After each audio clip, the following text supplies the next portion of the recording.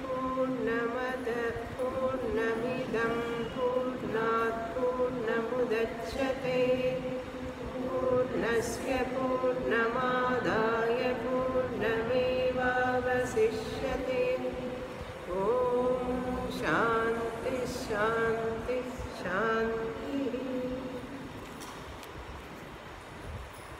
164 page 4వ శ్లోకం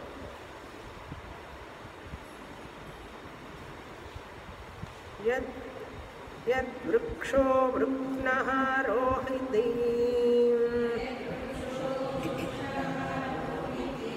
మూలాన్నవతరః పునః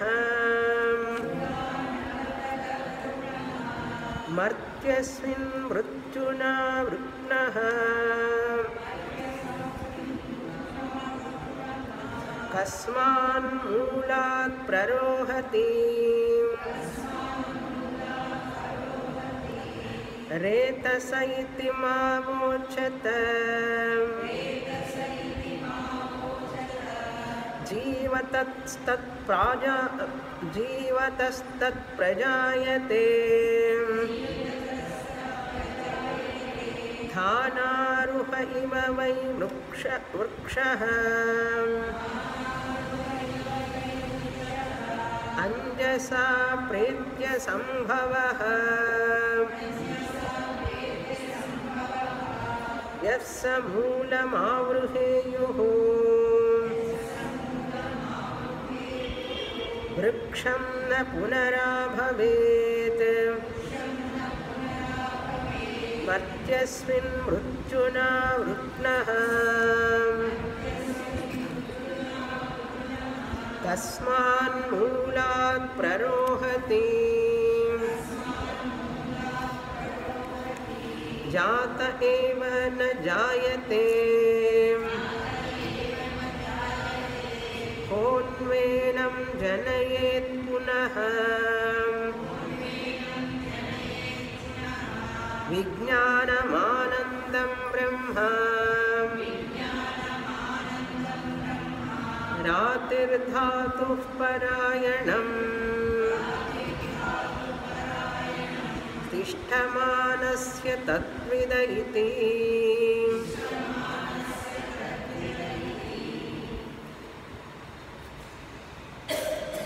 శాకల్య బ్రాహ్మణుడు వైదొలగిన తరువాత యాజ్ఞవల్క్యుల వారు మిగతా అందరి బ్రాహ్మణులని ప్రశ్నించనా అని అడిగారు. మీరందరూ నన్ను ప్రశ్నించినా సరే, మీలో ఒక్కొక్కరు నన్ను ప్రశ్నలు అడిగినా సరే నేను సమాధానం చెప్తాను అన్నారు. అంటే ఆ బ్రాహ్మణుల్లో ఎవరు ప్రశ్నించలేదు, ప్రశ్నించడానికి సాహసించలేదు. కారణం ఏమిటి అంటే ఆ శాకల్యుడికి పట్టిన గతే మనకు పడుతుంది కనుక ప్రశ్నించకుండా ఉండడమే మంచిదనుకున్నారు అందరూ.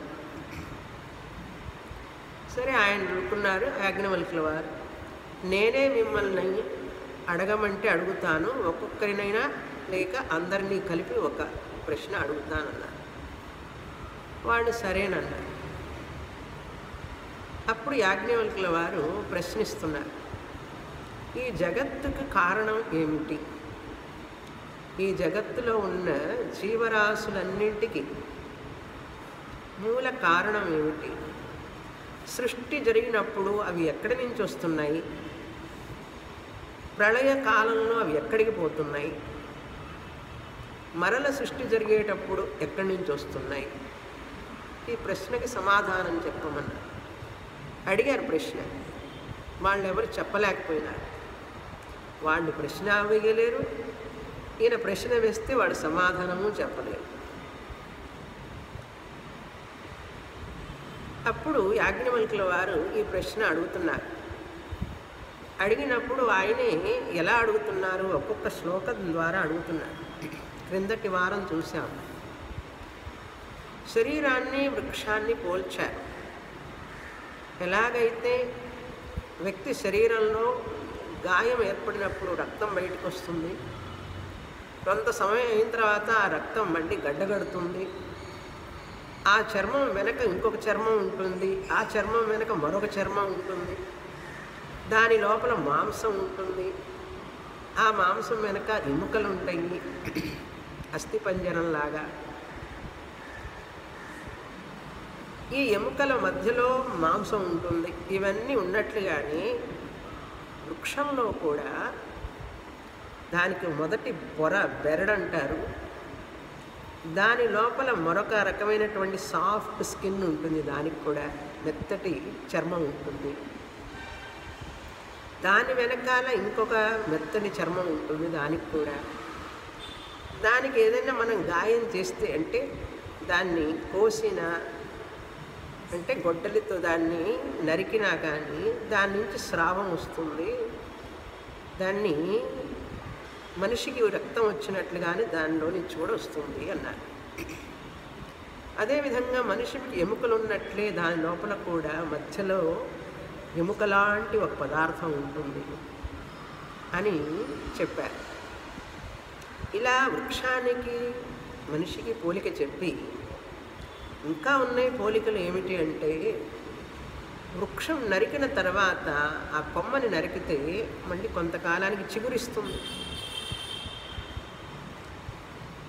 అదేవిధంగా మనిషి కూడా మరణించిన తర్వాత కూడా మళ్ళీ ఆ జీవుడు ఈ దేహాన్ని వదిలిపెట్టి ఇంకొక దేహంలోకి వస్తాడు, మళ్ళీ పుడతాడు. చెట్లు చిగురించినట్లుగానే మనిషి జీవుడు కూడా చిగురిస్తాడు. ఇంకొక శరీరం పాపాయిలాగా పుట్టి బోర్లా పడి పాకులాడి తర్వాత నుంచొని లేచి నడిచి మళ్ళీ ముసలివాడవుతాడు. వృక్షము అంతే, మనిషి శరీరం కూడా అంతే. ఇంత చెప్పిన తర్వాత మళ్ళీ 4-6 శ్లోకాల్లో చెప్పారు. అడుగుతున్నారు ఏమని. ఇంతవరకు పోయిన వారం చూసాం. ఇప్పుడు చూడవలసింది ఏంటంటే ఈ వృక్షము మధ్యలో నరికినప్పుడు చిగురేస్తుంది, లేదా ఆ విత్తనం మూలంగా తీసేసామనుకో, వేరుతో తీసేస్తే మళ్ళీ ఇంకా మొలవదు. వేరుతో సహా తీసేస్తే ఇంకా మొలవదు. అదేవిధంగా మనిషి కూడా ఆ జీవుడు జ్ఞాని అయితే, ఆత్మజ్ఞానం వస్తే మళ్ళీ ఇంకొక శరీరంలో ప్రవేశించాడు. కానీ అది జ్ఞాని విషయంలో. కానీ అజ్ఞాని విషయంలో కాండరుహ ధానారుహ అని 2 రకాలు. ఇక్కడ చెట్లు కూడా ధాన్యం అంటే విత్తనం వేయడం వల్ల వచ్చేటటువంటివి మొలకెత్తుతాయి. అవి మొలకెత్తినప్పుడు చిగురు వస్తుంది, కాండానికి కూడా చిగురు వస్తుంది. 2 రకాలుగా పెరుగుతాయి చెట్టు. ధానారుహ ఆరోహతి, కాండరుహ ఆరోహతి. అంటే కాండానికి చిగురు వస్తుంది, విత్తనం వేసినప్పుడు అది మొలకొచ్చి ఆ మొలక నుంచి చెట్టు వస్తుంది. ఆ మొలక నుంచి వచ్చిన చెట్టుని నరికినా కూడా మళ్ళీ చిగురిస్తుంది. కొన్ని అయితే ఆ లోపల ఉంటుంది. ఎక్కడ కొన్ని చెట్లు చూసారా, అరటి చెట్టు, అది నరికేసామంటే పక్క నుంచి పిలక వస్తూనే ఉంటుంది. మెట్ట మందార చెట్లు ఆ టైపు అన్నీ కూడా అది వేరంతా తీసేసినా కూడా ఎక్కడో ఉంటుంది భూమిలో. మనం అనుకుంటాం ఈ చెట్టు పోయింది అనుకుంటాం, కాస్త వర్షం పడంగానే పైకి వస్తుంది. ఎక్కడున్నది భూమిలో అంటే ఉన్నది ఎక్కడో, మనం నాటకపోయినా కూడా వస్తుంది. అలాగే ఈ జీవులందరూ కూడా ఒక సృష్టిలో పుట్టారు కదా. ఇప్పుడు పుట్టిన వాళ్ళు మళ్ళీ వీళ్ళ తర్వాత ఈ శరీరాన్ని వదిలిపెట్టి ఈ సృష్టిలోనే మళ్ళీ జన్మిస్తారు. ఎలా వస్తారు? ఇంట్లో పిల్లలు పుడితే ఒక్కొక్కసారి తాతగారు చనిపోయినారనుకోండి, పిల్లవాడు పుడితే వాళ్ళ తాతయ్యే పుట్టాడంటారు. అంతా ఆయన పోలికే వీడికి. లేకపోతే అమ్మమ్మ పుట్టిందనో బామ్మ పుట్టిందనో అంటుంటారు. పోలికలు అలవాట్లు చూసారా, వాళ్ళు ఎక్కడికి పోరు, మన ఇంట్లోకే వస్తారు అని చెప్పి అంటుంటారు. ఈ మాట అంటుంటారు కదా ఇళ్లలో, బాగా అంటారు. ఎలా వచ్చారు వీళ్ళంటే, మనిషి ఇక్కడ చెప్తున్నారు రేతస ఇతి మా అవోచత అన్నారు. మామూలుగా మనం చెప్తుంటాం, ఎలా అంటే వాళ్ళ జనరేషన్స్ తర్వాత వస్తూ ఉంటారు అన్నారు. ఆ ప్రజనన శక్తి ఉంటుంది కదా మనుషుల్లో, ఆ శరీరం పోయినా కూడా మళ్ళీ తర్వాత జనరేషన్ ఉంటూనే ఉంటారు కదా, ఆ ప్రజనన శక్తి వల్ల మళ్ళీ పుడుతూనే ఉంటారు.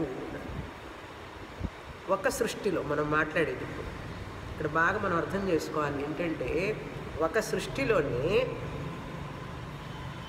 జీవుడు ఒక శరీరం నుంచి మళ్ళొక శరీరానికి, మరొక శరీరానికి వెళుతుంటాడు ఒక సృష్టిలోనే.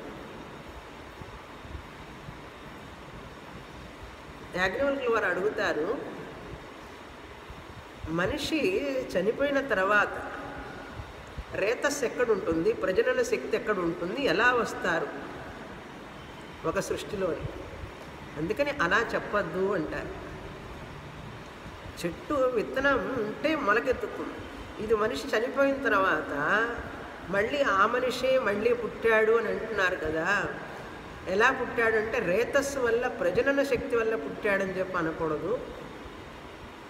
ఎందుకంటే ఆ ప్రజనన శక్తి అక్కడ నశించిపోయింది, దానివల్ల పుట్టాడు అని చెప్పి అనడానికి వీలు లేదు, అలా అనొద్దు అంటారు. మా అవోచత. మరి నెక్స్ట్ జనరేషన్ ఎట్లా వస్తుందండి? ఈ సృష్టిలో ప్రళయం వచ్చేదాకా సృష్టిలో పుడుతూనే ఉన్నారు కదా, ఎక్కడి నుంచి వస్తున్నది అంటే కొంతమంది చెప్తారు స్వభావత అంటారు. స్వభావత అంటే యాక్సిడెంటల్గా, బై ఛాన్స్గా అట్లా అంటే అలా చెప్పడానికి కూడా లేదు. స్వభావత కూడా అనకూడదు. అంటే ఏమిటి అర్థం? స్వభావత అంటే అట్లా బై ఛాన్స్ అట్లా అంటే ఎట్లా వస్తారు? ర్యాండమ్గా పుట్టారా? ర్యాండమ్గా ఎట్లా పుడతారు? ఏ కారణం లేకుండా ర్యాండమ్గా పుట్టారు, స్వభావత పుట్టారు అనకూడదు. ప్రజనన శక్తి వలన పుట్టారు, రేతస్సు వలన పుట్టారు అనకూడదు. ఎందుకంటే ఆ వ్యక్తి చనిపోయిన తర్వాత నెక్స్ట్ జీవులు ఎక్కడి నుంచి వచ్చారు? పోతూనే ఉన్నారు కదా. మరి జననం ఎట్లా జరుగుతున్నది అంటే, నేను అడుగుతున్నది ఏమిటంటే, ఈ సృష్టి అయిపోయిందండి, ఈ జనరేషన్ అయిపోయింది, ప్రళయం వచ్చింది. నేను అడుగుతున్న ప్రశ్న అది. ప్రళయం వచ్చేసింది, మరొక సృష్టి జరగాలి. ఆ ప్రళయం వచ్చినప్పుడు సృష్టి జరిగింది, ఈ సృష్టి అయిపోయింది. ప్రళయం వచ్చిందనుకోండి, అన్ని జీవరాశులు పోతాయి కదా. ప్రళయం వచ్చినప్పుడు మళ్ళీ సృష్టి జరిగే వరకు గ్యాప్ ఉంటుంది కదా, ఎంతో కొంత గ్యాప్ ఉంటుంది కదా.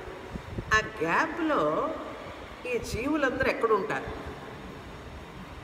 అది నా ప్రశ్న. ఆ గ్యాప్ ఉన్నప్పుడు, ప్రళయానికి సృష్టికి మధ్యలో ప్రళయం జరిగినప్పుడు ఎక్కడికి పోయినారు వీళ్ళు? మళ్ళీ సృష్టి జరిగినప్పుడు ఎక్కడి నుంచి వచ్చారు? ఆయన కొత్తగా పుట్టి చేశాడా? కొత్తగా పుట్టించాడు అనుకోండి, నెక్స్ట్ సృష్టికి నేను ఫ్రెష్గా క్రియేట్ చేస్తాను, ఈసారి జీవులందరూ బాగలేరు, నేను నెక్స్ట్ సృష్టికి కొత్తగా న్యూగా చేస్తాను అనుకున్నాడా భగవంతుడు? ఏమన్నా ఒకవేళ అలా చేస్తే ఏమిటి సమస్య తెలుసా? ఎట్లాగో క్రొత్త వాడని చేస్తాడా వచ్చే జన్మలో, వచ్చే సృష్టిలో? మనం పుట్టం కదా, ఎట్లాగో మనమే నరక బాధలు అనుభవించక్కర్లా. కనుక మనం ఎన్ని పాపాలు చేసినా కూడా ఇప్పుడు పర్వాలేదు, ఎందుకంటే ఈ సృష్టిలో పోతాం కదా. ఎట్లాగో నెక్స్ట్ సృష్టికి ఆయన ఎట్లా కొత్తవి చేసుకుంటాడు, మనం పుట్టం కదా. అందుకని ఎన్ని పాపాలైనా చేయొచ్చు మనం అని చెప్పి మనుషులు పాపాలు చేస్తారు. అలా గనక పుడితే నెక్స్ట్ సృష్టిలో క్రొత్త జీవరాశులు పుడితే ఇప్పుడు అందరూ పాపాలు చేస్తారు. దాని ఏమవుతుంది అప్పుడు కృతహానం అవుతుంది. వాళ్ళు చేసిన కర్మను పాపాన్ని అనుభవించకుండానే వాళ్ళకి ముక్తి లభిస్తుంది, ఇంకా కష్టపడకుండా. కృతహానం అంటారు దాన్ని. కృతహానం అంటే చేసిన కర్మ నశించకుండానే అది పోతున్నది, ఆ కర్మఫలం అనుభవించకుండానే పోతున్నది. అది తప్పు కదా. లా ఏమిటి?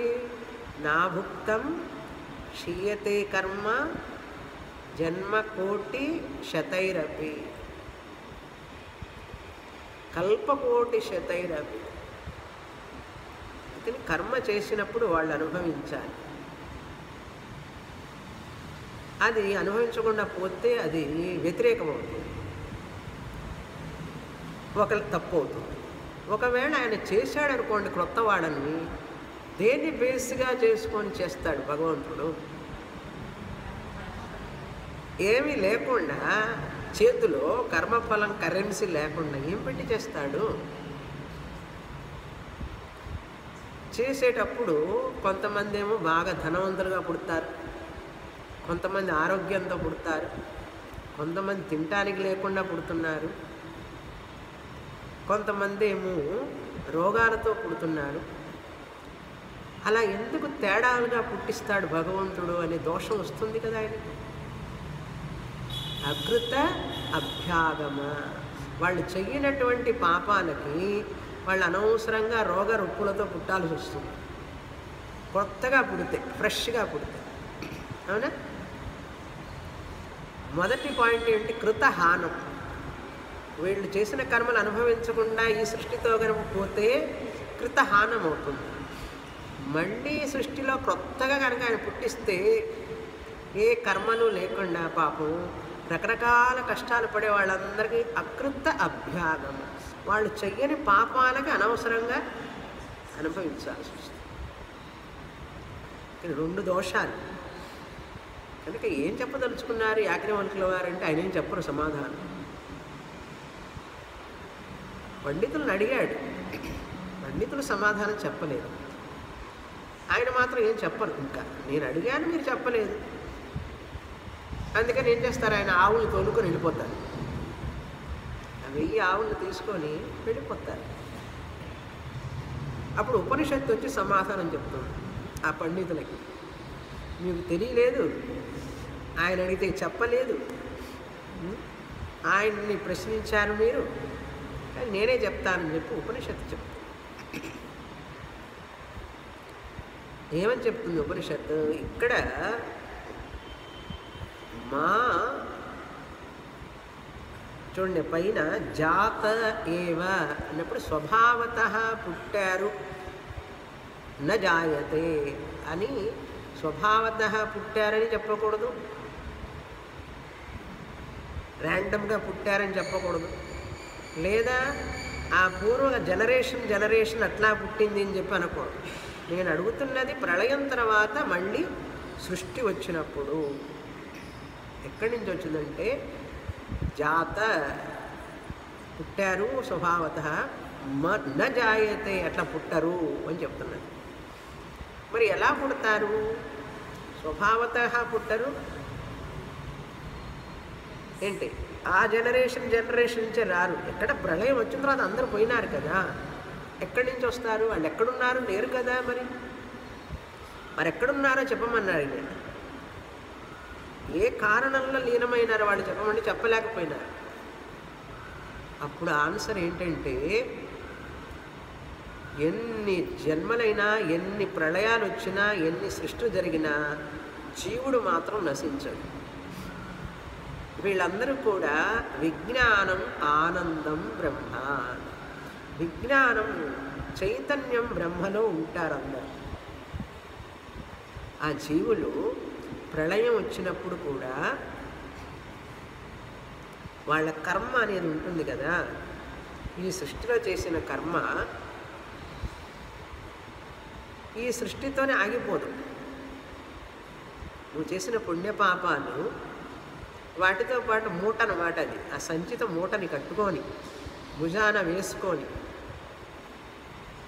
మరీ వెళతాడు బ్రహ్మంలోకి. బ్రహ్మంలో వెళ్ళి లీనమవుతాడు, బ్రహ్మంలో ఉంటాడు, బ్రహ్మ చైతన్యం. దాన్నే విజ్ఞానం అన్నారు ఇక్కడ. కోను ఏనం జనయేత్ పునః. ఈ జీవులందరినీ, ఏనం అంటే ఈ జీవరాశులన్నీ కూడా, కోను కహ పునః జనయేత్, ఎవరు పుట్టిస్తున్నారు వీళ్ళందరినీ అంటే, వీళ్ళందరూ ఎక్కడున్నారు, ఎవరు పుట్టిస్తున్నారు? బ్రహ్మంలోనే ఉన్నారు. విజ్ఞానం, ఈ జీవరాశులన్నీ కూడా బ్రహ్మంలోనే ఉన్నాయి. విజ్ఞానం అంటే బ్రహ్మలో ఉన్నాయి. ఎటువంటి బ్రహ్మం? ఆనందం బ్రహ్మ, ఆనందం బ్రహ్మలో ఉన్నాయి. కనుక జీవరాశులు ఎలా పుడుతున్నాయి? వాళ్ళ కర్మలతో పాటు బ్రహ్మమునందు ఆ ప్రళయ కాలంలో ఆ బ్రహ్మమునందు ఉంటాయి. తర్వాత మళ్ళీ రెండవ సృష్టి చేసేటప్పుడు ఈ జీవరాశులు వాటి వాటి కర్మ ప్రకారం దేహాలను తీసుకుంటాయి. కనుక ప్రళయం వచ్చినా కూడా మనిషికి అజ్ఞానం పోనంత వరకు ముక్తి లేదు. అది విషయం ఇక్కడ. కల్పకోటి శతైరపి అన్నది అందుకే. ప్రళయం వచ్చినా సరే చెట్లు ఉండవు, విత్తనాలు ఉండవు, ఏముండవు. ఎక్కడో భూమిలో ఉంటుంది దాని విత్తనం. అది వర్షం పడంగానే పైకి వచ్చేస్తుంది. భలే ఆశ్చర్యంగా ఉంటుంది మనకు. ఎక్కడున్నది అసలు ఇన్ని సంవత్సరాలు? అదే ప్రళయకాలం అంటే. కర్మ ఫలించే టైం వచ్చినప్పుడు నెక్స్ట్ సృష్టికి జీవరాశులన్నీ వాటి వాటి కర్మ ప్రకారం వస్తాయే. కానీ నువ్వు పుణ్యం చేస్తే నెక్స్ట్ సృష్టిలో సుఖాన్ని అనుభవిస్తావు, పాపం చేస్తే దుఃఖాన్ని అనుభవిస్తావు. ఏ శరీరం వస్తుందండి అంటే ఏదైనా రావచ్చు. బొద్దంకి శరీరం వస్తుందో, చీమ శరీరం వస్తుందో, ఏనుగు వస్తుందో, ఏమేమి ఉన్నాయి జీవరాశులు, 84 కోట్ల జీవరాశుల్లో ఏదైనా రావచ్చు. కనుక మన ఆస్తి మనతోనే ఉంటుందండి. ఏ ఆస్తి? పుణ్య పాపం ఆస్తి. అది ఎక్కడికి పోదు. అది విషయం. కనుక మనకి చెప్తున్నది ఏంటి శాస్త్రం అంటే, నువ్వు మంచి పనులు, అందుకని చెప్తారు చూడండి, నువ్వు చనిపోయిన తర్వాత నీ వెంట వచ్చేది భార్య, పిల్లలు, ధనం నీ వెంట రావు. ధర్మం తం అనుగచ్చతి అన్నారు. నువ్వు చేసిన పుణ్యపాప కర్మలే నీ వెంట వస్తాయి అన్నారు. అందరం క్యారియర్సమే. జ్ఞానం రాకపోతే మనం కాదు క్యారియర్స్, అజ్ఞానులు. క్యారియర్స్ అంటే మోసేవాడు. ఏం మోస్తున్నావు? పుణ్యపాపాలని మోసుకెళ్తాం. జ్ఞానం కనుక రాకపోతే మోసుకు వెళ్ళి నెక్స్ట్ సృష్టికి రెడీ అన్నారు. ఆయన చూస్తాడు అందరు ఎవరెవరు ఉన్నారు, ఎక్కడ ఉన్నారు. కర్మలు పుట్టగొడుగులు వచ్చినట్లుగానే అందరు పుట్టుకుని వస్తుంటారు. అంటే కర్మ విశేష కారణం, ఈశ్వర సామాన్య కారణం. అదే చెప్తున్నారు. ఏనం కోను జనయేత్ పునః. మళ్ళీ ఎవరు పుట్టిస్తున్నారు? ఎవరు పుట్టిస్తారండి? ఆ బ్రహ్మమే. మాయ ఉంది కదా ఆయనలో. ఈ జీవులు వాళ్ళ కర్మలు, చేసిన కర్మలను అనుభవించడం కోసం, లేకపోతే ఆయనకేం పని, ఎందుకు సృష్టి చేయాలి? కనుక సృష్టి ఈ కర్మల వలననే జరుగుతుంది. ఇంకా మంచి కర్మల నుంచి, చెడు కర్మల నుంచి దాటిపోవాలి. జ్ఞాని గనక అయితే నెక్స్ట్ సృష్టికి గుడ్ బై. నెక్స్ట్ సృష్టికి గుడ్ బై చెప్పచ్చు, లేకపోతే మొయ్యాలి ఆ మూట. ప్రళయం వచ్చినా సరే, నెక్స్ట్ సృష్టి అయినా సరే ఎక్కడికి పోతుంది. చాందోగ్యంలో ఉన్న బృహదారణ్యం వన్ ప్లేస్లో చెప్పాను ఒక ఉదాహరణ. ఎలాగైతే ఆవుల మందలో కూడా తల్లిని వెతుక్కుంటూ పోతుంది పాలు తాగడానికి. వందల ఆవులుంటే ఆ దూడ తన తల్లి దగ్గరికి ఎట్లా పోతుందండి? ఆశ్చర్యంగా లేదు? అన్నీ ఒకే రంగులో ఉంటాయి, పైగా మ్యాక్సిమం ఒకే షేప్లో ఉంటాయి.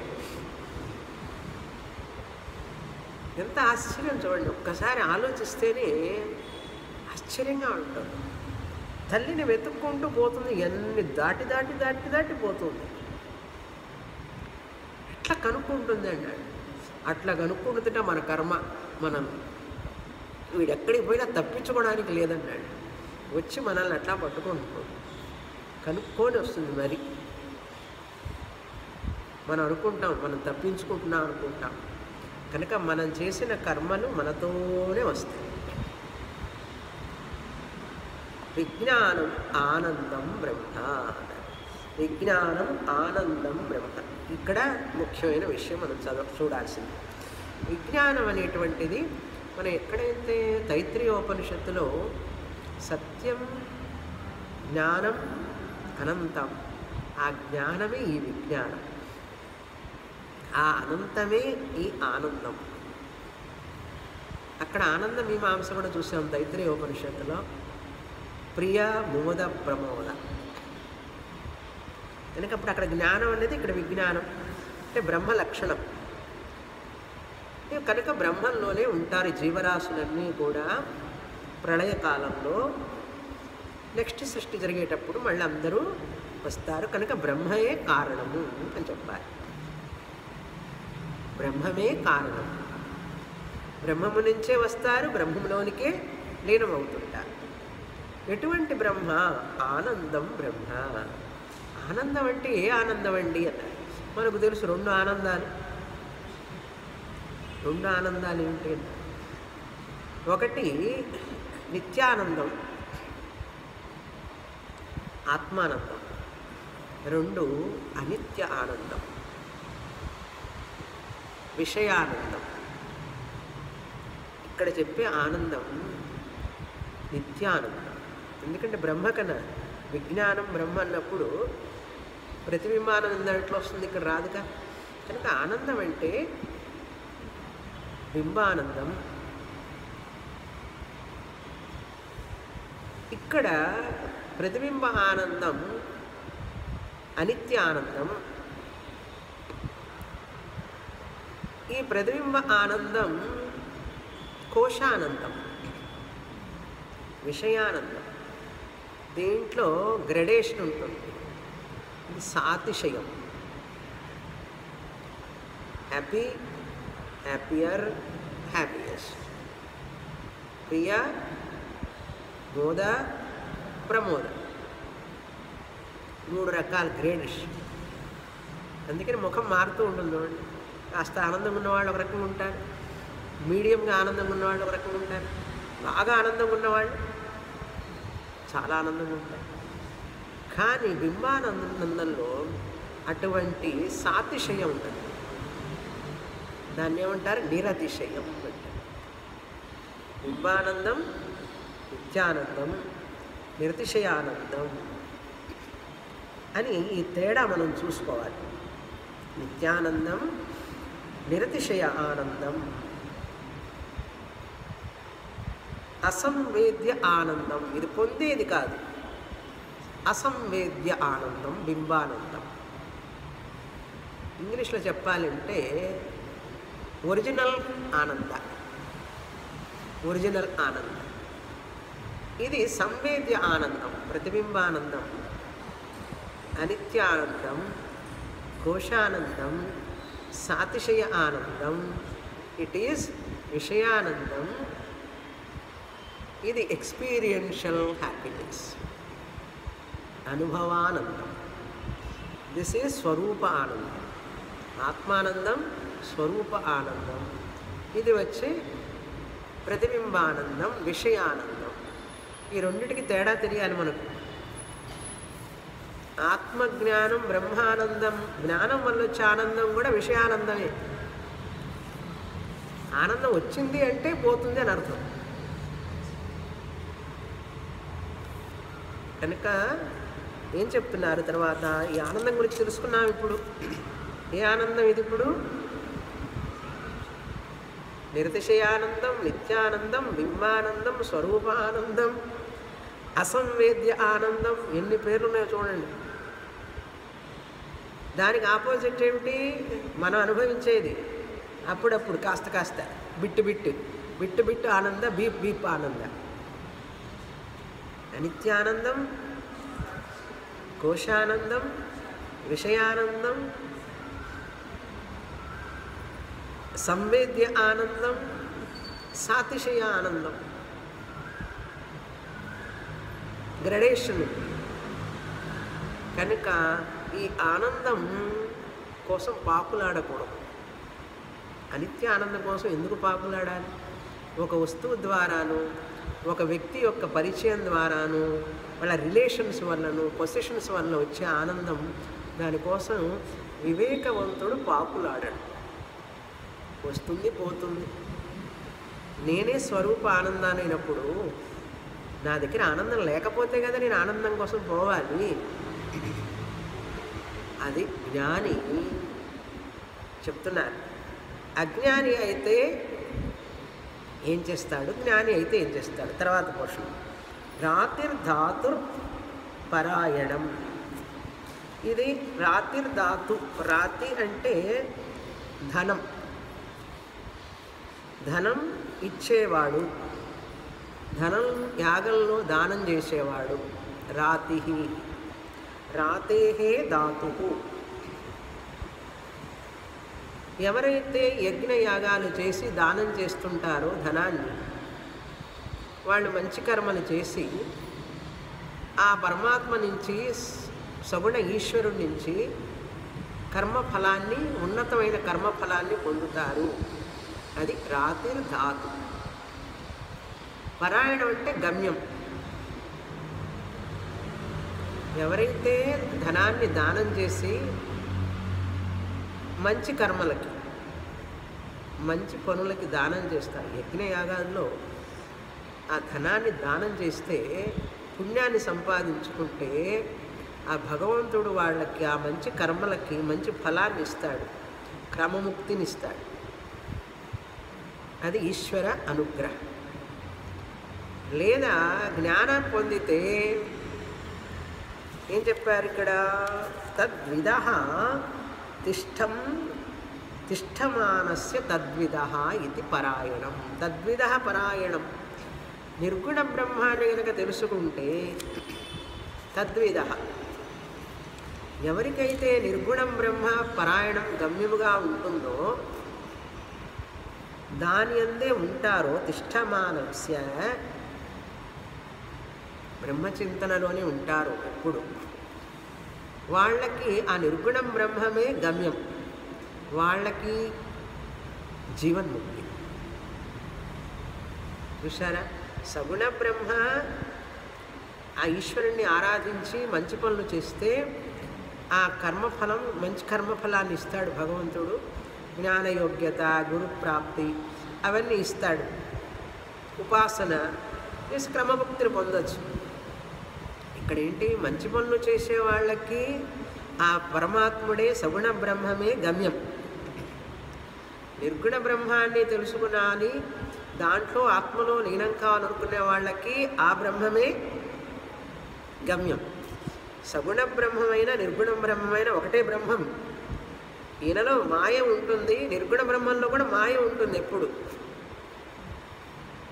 కానీ కొంతమంది ఆ బ్రహ్మ మాయతో ఉన్న బ్రహ్మాన్ని, మాయను తీసేసి బ్రహ్మాన్ని పట్టుకుంటారు.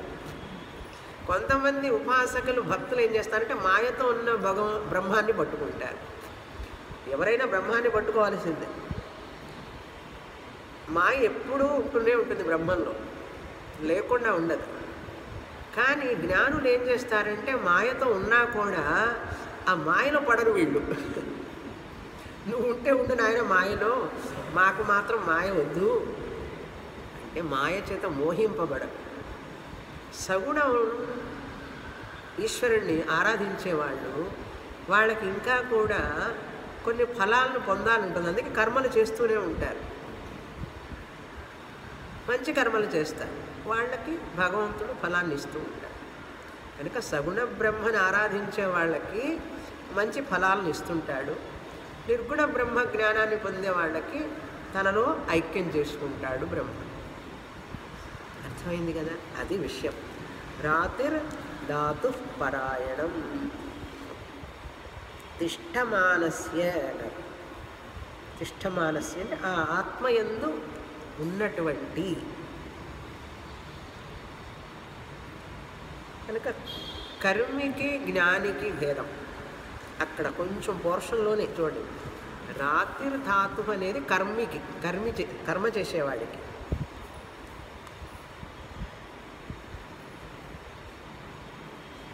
రాతిర్ ధాతు అనేది కర్మి యొక్క గమ్యం, పరాయణం. జ్ఞానికి తద్విధ అంటే జ్ఞానికి తద్విధ తిష్టమానస్య.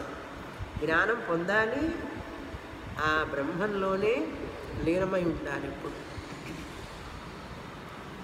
బ్రహ్మని మర్చిపోవడం అంటూ ఉండదు. ఏమండి స్వామిని గారు చెప్పులు వేసుకోగానే మర్చిపోతా ఉంటే అన్నారు. నేను మనిషిని మర్చిపోతున్నావా చెప్పులు వేసుకోగానే? ఏమండి చెప్పులు వేసుకోగానే మనిషిని మర్చిపోయినానండి అంటున్నాడు ఎవడన్నా. ఎందుకు మర్చిపోవట్లేదు? ఎందుకని మర్చిపోము?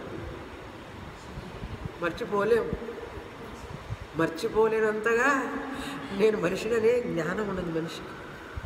అలాగే మరచిపోలేనంతగా నేను బ్రహ్మం అనే జ్ఞానం కావాలి. అర్థమైందా? చెప్పులేసుకోగానే బాగుందనేది అర్థం కాలేదని అర్థం శాస్త్రం. అది పోయేది కాదు, వచ్చేది కాదు, పోవడానికి. అర్థమైందా? నిదానంగా ఆలోచించాలి. ఇష్టమానస్య తద్విధ పరాయణం ఇది అని ఎవరు చెప్తున్నారు తెలుసా? ఉపనిషత్తు చెప్తోంది. ఈ బ్రహ్మము యాగంలో యజ్ఞంలో ధనం దానం చేసే వాళ్ళకి గమ్యము అంటే సగుణ బ్రహ్మాన్ని పొందుతారు, భగవంతుడి పొందుతారు, భగవద్ దర్శనాన్ని పొందుతారు. తద్విధ తిష్టమానస్య పరాయణం అన్నాడు. ఆ పరాయణం ఇక్కడ కూడా చేర్చుకోవాలి. ఆ సగుణం బ్రహ్మ, మాయతో కూడిన బ్రహ్మని వీళ్ళు ఆరాధిస్తారు. మాయ రహితం బ్రహ్మని జ్ఞానులు తెలుసుకొని అందులోనే ఉంటారు. సో వీళ్ళకి గమ్యం, వీళ్ళకి గమ్యం. బ్రహ్మము ఇద్దరికీ గమ్యమే. ఒకరికి సగుణ బ్రహ్మ గమ్యమైతే మరొకరికి నిర్గుణ బ్రహ్మ గమ్యం. కనుక మీ అందరికీ ఇప్పుడు ఎవరు గమ్యం? రెండు గమ్యమే అంటారా? రెండు ఒకేసారి గమ్యం కావడానికి వీల్లేదు, ఒకదాని తర్వాత ఒకటి. కనుక నిర్గుణం బ్రహ్మ అర్థం కాలేదే, మనకి ఎప్పుడు అర్థమవుతుందో అని బాధ అవసరం లేదు. సగుణ బ్రహ్మ ఈశ్వరుణ్ణి, కర్మఫలదాతని ఆరాధించడంలో మనమేమి తక్కువగా భావించుకోకూడదు. అర్థమైందా? సగుణం ఈశ్వరుణ్ణి ఆరాధిస్తూ ఉంటే ఒకరోజు నిర్గుణ బ్రహ్మంలోకే వెళతాం, అందులో సందేహం లేదు. సగుణం బ్రహ్మ ధ్యానం చేస్తే, నామరూపాలతో ఉన్న దేవుని ధ్యానం చేస్తే మోక్షం రాదేమో అని బాధపడకూడదు. మన జ్ఞానం రాలేదేమో, మోక్షం రాదేమో ఎవరు చెప్పారు? సగుణ బ్రహ్మం కూడా బ్రహ్మమే. కాకపోతే జ్ఞాని ఇవాళ వెళ్తాడు, నువ్వు రేపు వెళ్తావు, అంతే తేడా. ఏమండి, జ్ఞాని ఇవాళ రేపు వెళితే నువ్వు 2 రోజుల తర్వాత వెళతావు, అంతే కదా, తేడా ఏముంది? అందుకనే మన హిందూ ధర్మంలో పూజలు, పునస్కారాలు, గుళ్ళు, గోపురాలు, ఆరాధన ఎందుకు పెట్టారనుకున్నారు? ఇవన్నీ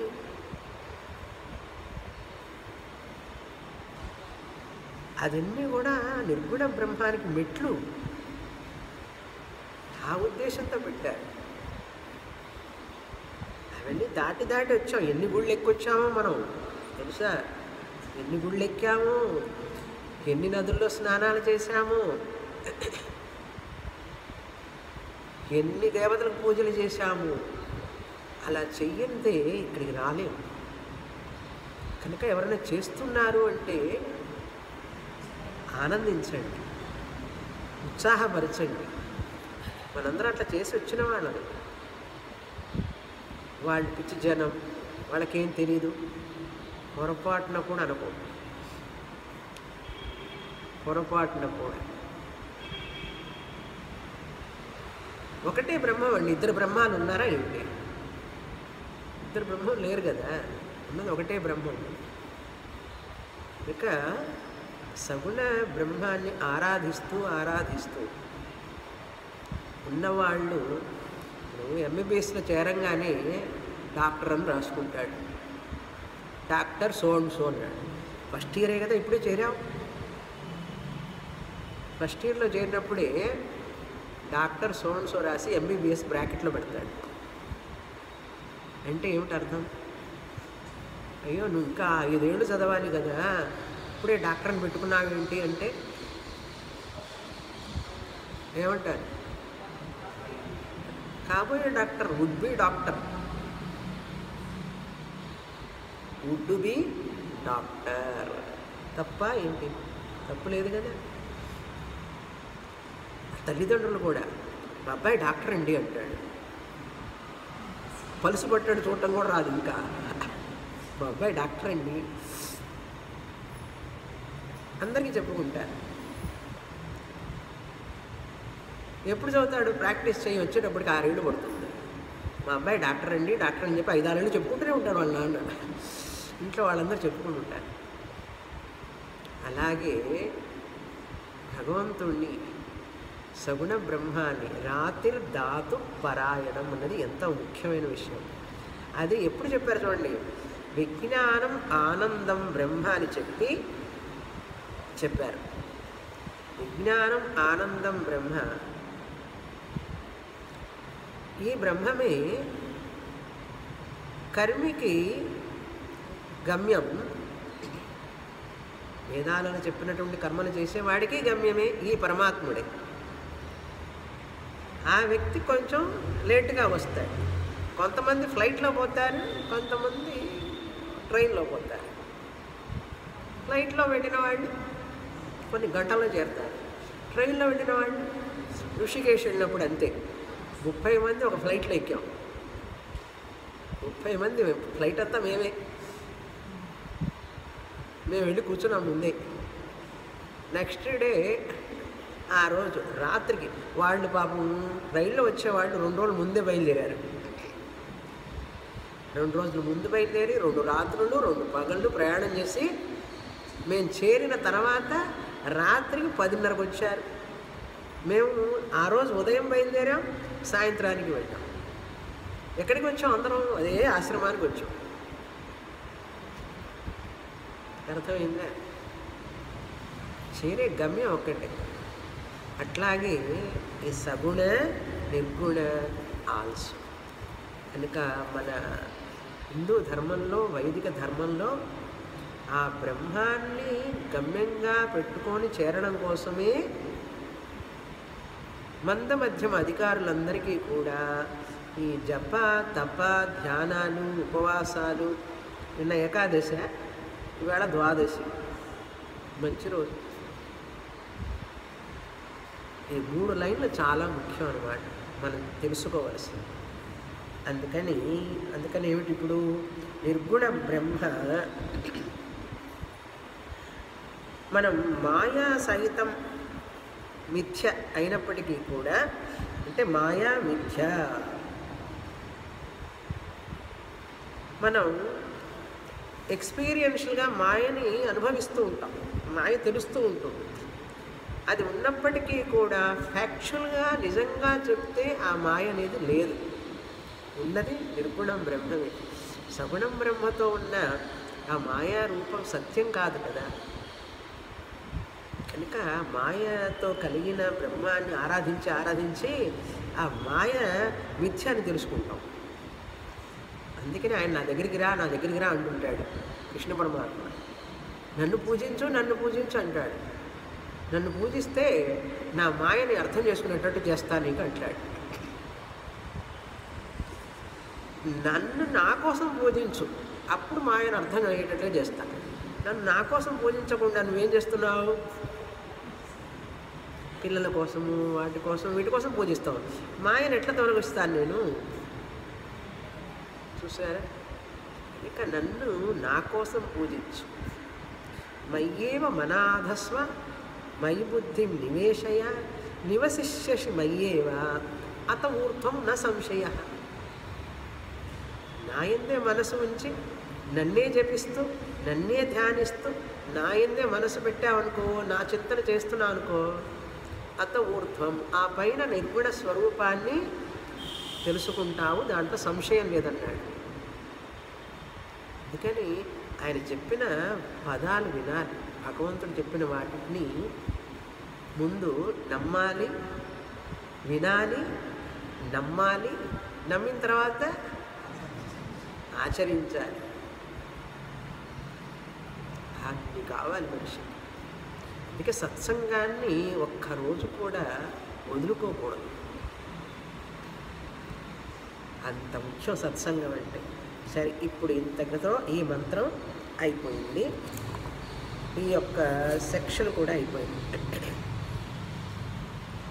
కనుక నిత్య చైతన్యం బ్రహ్మ, నిర్గుణం బ్రహ్మ అనే విషయాన్ని మనకి ఇందులో తెలియజేశారు. ఈ చివరి 7వ మంత్రం చాలా ముఖ్యమైనది. కోన్వేవం జనయేత్ పునః, అక్కడి నుంచి విజ్ఞానం ఆనందం బ్రహ్మ రాతిర్ధాతు పరాయణం.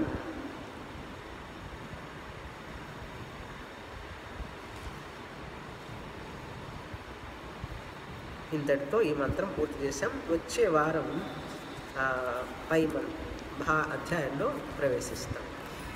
ఓం పూర్ణమద పూర్ణమిదం పూర్ణాత్ పూర్ణముదచ్యతే పూర్ణస్య పూర్ణమాదాయ పూర్ణమేవావశిష్యతే. ఓం శాంతి శాంతి శాంతి. హరి ఓం. శ్రీ గురుభ్యో నమః. హరి ఓం.